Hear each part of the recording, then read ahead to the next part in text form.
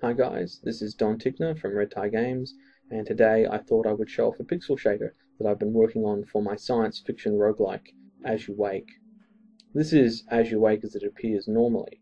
This is the pixel shader that I've been working on. It's designed to give the look of the original Game Boy's green dot matrix screen, specifically the separation between each pixel, as well as the green color palette. It's a pretty efficient shader, don't drop any frames when using it.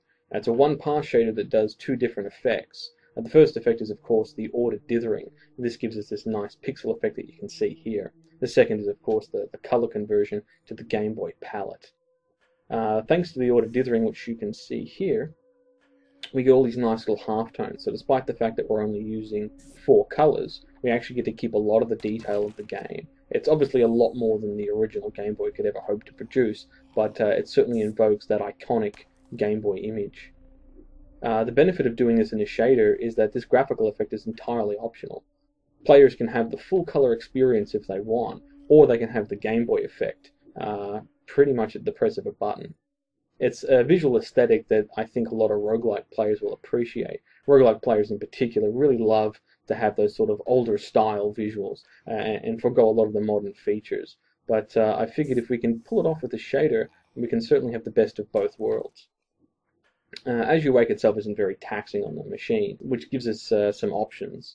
Something I'm looking into at the moment is a combination of pixel shaders. So although we can have the Game Boy effect here with the green color palette, other later models of the Game Boy, such as the Game Boy Pocket, actually just had a straight black and white display. So we'll be able to combine a grayscale as opposed to a palette conversion that we can see here for the Game Boy Color, giving us a multitude of effects.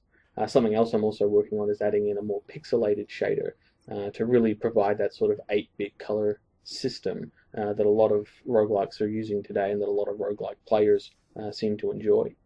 It all comes down basically to player choice, and by doing this via shaders as opposed to building the entire game around it, we just give the player the ability to have the game look any way that they want it, which I think is pretty cool, frankly. And even though I really enjoy playing the game in this Game Boy mode, I certainly love having the option to turn it off and enjoy the game in its full color glory.